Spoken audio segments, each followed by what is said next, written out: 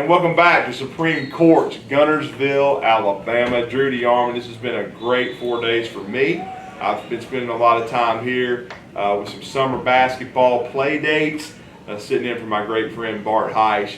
It's been a thrill and again, basketball has evolved in high school in the state of Alabama. The process starts kind of in late May, tryouts, and then you hit the ground running in June, and they allow you now for 3 weeks in June, really the entire month, to work with your team. I think it's outstanding. Head coaches get to work with their squads and lay the foundation for their seasons.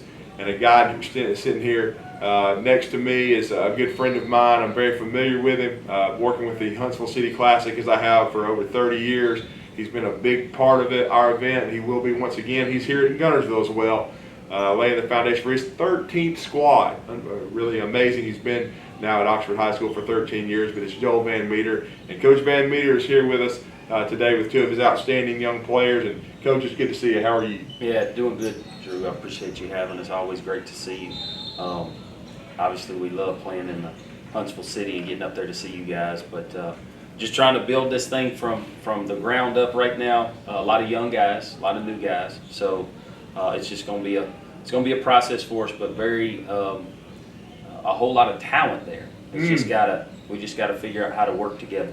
Yeah, and the young man sitting beside you, I'm very excited to hear about him and see him, Jalen Alexander, the rising freshman. And that's what's amazing about high school basketball now. When I was at Huntsville High, Coach, I graduated. I worked for Coach Rich Valavicious, who was there for 15 years. But in those days, it was very unusual to see a freshman be a big part of a varsity squad. You might see every once in a while a sophomore be good enough to play and have a big role, but even those were kind of rare. It's more junior and senior oriented. You freshman, JV, and then varsity. But now kids are so advanced. This young man sitting beside you, I know you're very excited about. Yeah, I mean, Jalen started. He didn't start every game last year for us as an 8th grader, but started most of them. And that's again, and now even middle school kids. Averaged about 9 points a game for us. So, right. And had the ball in his hands a lot. Obviously, he's done a great job of making himself a good player. Away from us, he does a great job. He plays with some really good AAU programs who do a great job with him, and his potential's untapped. There's no doubt about that. We're just working on trying to get him to learn how to lead his team. We use the guy Chris Paul, being vocal, and that's the side that he's got to learn about. Just being a point guard and leading his team. But no doubt the talent's there, the ability's there, the knowledge is there. He's got a very high IQ, which you can't play 6A basketball as an 8th grader and compete with the teams that we compete against if you don't have a high IQ. So we got to get him in the weight room, get him stronger. But other than that, man, he's going to be fun to coach for 4 years. He is, and then you have also rising sophomore Jaden Lewis with us. And tell our viewers about him as well. Well, Jaden started a lot of games for us last year as a freshman. I don't know that he started every one, but the majority of them. And a great thing about Jaden was how hard that he worked and how important it was for him, because he went through the entire year and never really had a breakout game. He played well in the Huntsville City. He did play really well there, but never really had a breakout game. And then we get to the area championship game, and has his best game all year in the area championship. Goes for 15 and 9. Wow! And it was the work that he put in after practice every single day, working with some of our assistant coaches, and just his want to get better and to learn. So both these guys are going to be great pieces for us this year. They're great kids. They're good people. They love the game. So they're going to be fun to coach. It's just, you got your growing pains when you're young. And Coach, talk about the makeup of your team. I know you've got a great tradition over there at Oxford. You've done a great job in 13 years. I mean, every one of your squads I've watched are very good defensively, very fundamentally sound, and you've had teams that I feel like were good enough to win a state championship, but many times that's out of your. Again, it just has to be almost meant to be, because and talk about when you peak, because there's been times that the 6A regional at Jacksonville State, to me, was tougher than the Final Four. No doubt. And there was a couple years ago, I know about 3 years ago, You know, when Howard Pride, before he left, made Jefferson to go to Stewart's Creek, I felt like, you know, Albertville upset them in the sub-regional, and then that 4-team regional down there was better than the Final Four. So, but just talk about the toughness of 6A basketball, but talk about the makeup of this squad right now. Well, I think 6A basketball is as good as it gets. I mean, you know, when you and not just 6A basketball, but the Northeast region. I mean, when you start talking about names like Oxford, Mountain Brook, Huffman, now Pinson just moved, and you got Coleman in the Northwest. But you start talking about teams like that, and then in the past we've had May Jemison, which May Jemison is back. We've got Lee. Homewood, who had a great year this past year. There's no better coach in the state than Tim Scheffler. He can really, really coach. So the 6A level is really, really hard. You know, it's just, and a lot of times it's like you said, it's not necessarily how good you are. It's did everything fall into place for you. But this year's team, for example, our starting lineup this year so far in the summer, our starting backcourt are 2 rising freshmen. Jay is a rising sophomore. We got a junior and a senior, but neither one of them have played any varsity minutes. Wow. So we're really, really young, and we're not very big.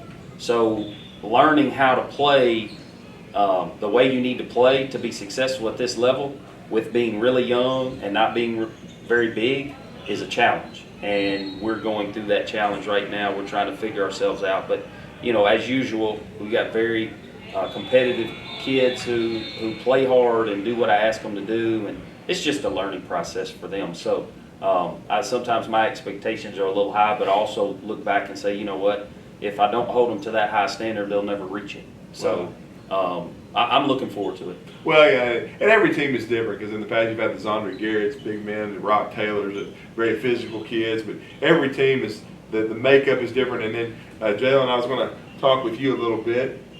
You obviously, as Coach said, got some varsity experience last year as an 8th grader. You averaged 9 points a game. So obviously you must be much more comfortable this year now that you've had the experience of playing 6A basketball. But talk about your role this year, how you envision it, and what parts of your game do you think also that you've improved the most heading into this June? Well, now I'm trying to improve on more to my pull-up game, because I really haven't been, shooting a lot. People tell me to be more aggressive and shoot the ball more, and trying to get to the rack more. So. Absolutely. And as far as your game itself, though, in your role, what do you envision your role now? I know you're still a young player, a 9th grader, but this is a young squad, as Coach said. Not a lot of experience in the upper class, but what do you envision as your role on the squad this year?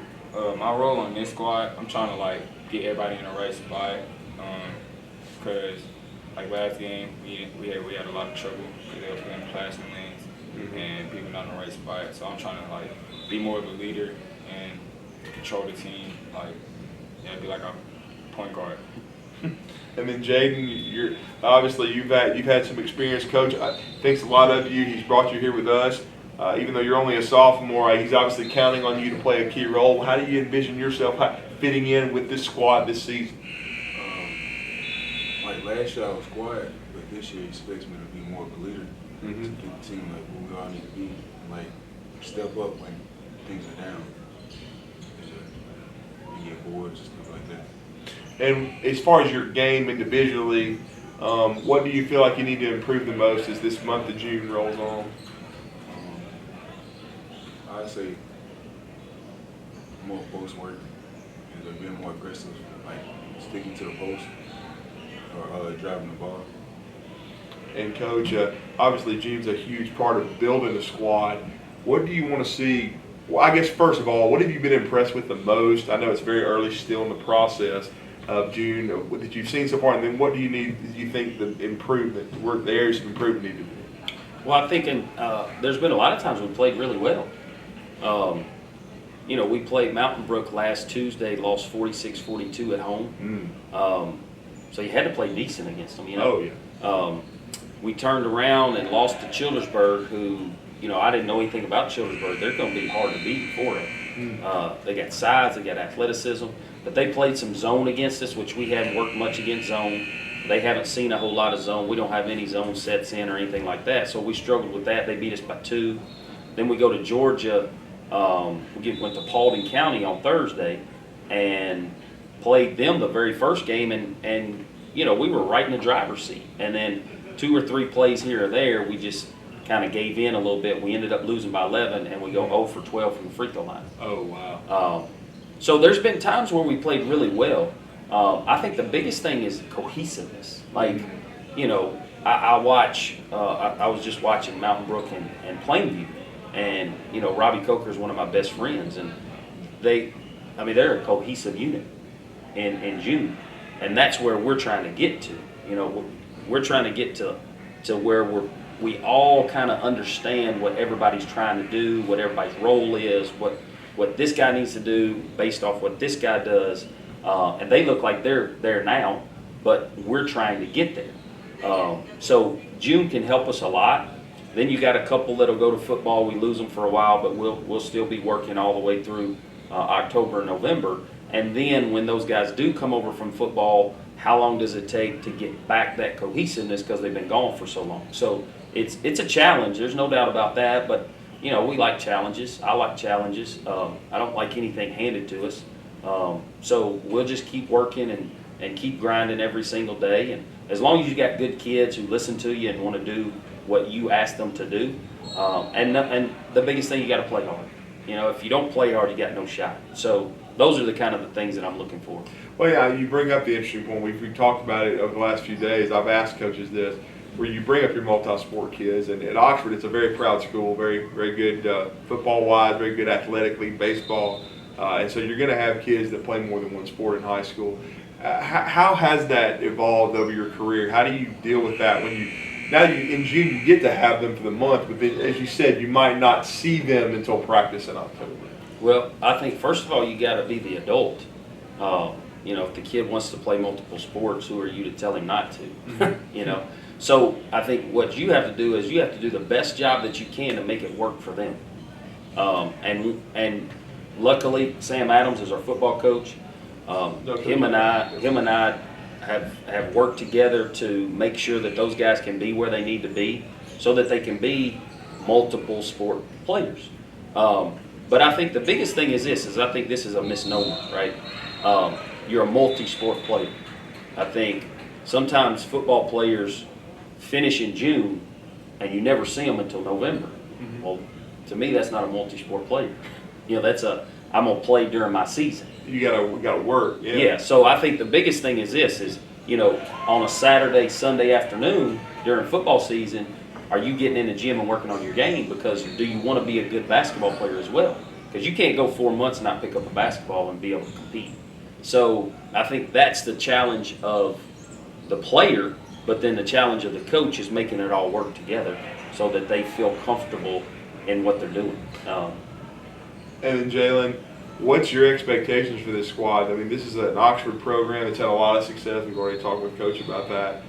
Made postseason runs, been good enough with a break here or there. Could have won a state title. Certainly could have gotten to Birmingham. But what's the expectations in your mind for this season?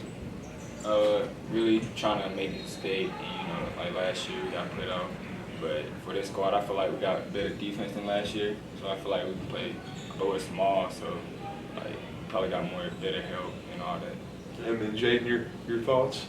I think the same thing, like state, like why? Because like most of us like have played together before. Like I was fairly played together before, and I think like we got the potential to make it there if we all work together.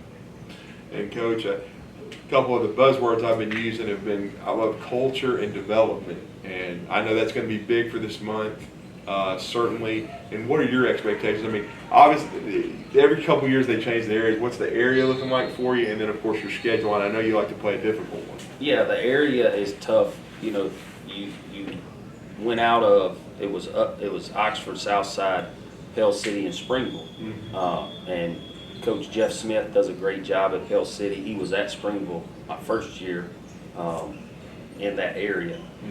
So we went out of that, and it's Gadsden City and Fort Payne, 2 traditionally good schools. So, you know, nothing's going to be handed to us. But, you know, my biggest thing is we want to get better every day. Like, we don't want to be the same today that we were yesterday. If we can get better every single day, and every single one of us can get a little bit better every single day, then we'll have a fighting chance. I think a lot of times, you know, too much is put into we want to win state. You know, there's only one team that wins the state championship. And I've been there, and I felt like we've had great teams, and we've had great success, and we haven't won a state championship. So does that make that season a failure? I don't think so. Now, trust me, I would like to have a blue map just as much as anybody else. But I think if we can get better every single day, and as I'm going to use some words from Coach Saban, just, you know, be where our feet are and just worry about today and getting better today and not worry about, you know, something that is 6, 7, 8 months ahead, then we'll have a chance. You know, you know how the region is. You get to Jacksonville State, if you're good enough to get there, then you're good enough to have a chance. So that's our goal, to get there, and then once we get there, can we make some plays here or there or have some things fall our way? Great. But we just got to get better every day, especially as a young group. Well, now we hope you have some more success today. I know you got some more action at Supreme Court here in Guntersville, and we're honored to have you here. And we're going to be honored to have you back in the Rocket City of Huntsville later when the season starts around in December, late December, for another great Huntsville City Classic. Pardon me, but we always love having you a part of that as well. But it's always great to talk Oxford Yellow Jackets, boys basketball with you. Jalen and Jaden, we appreciate you all joining us. It's been an honor to have you, and good luck the rest of today and here at Supreme Court. And thank you for joining us for a few minutes to talk some hoops. Appreciate it very much, Drew. Thank you. Yep.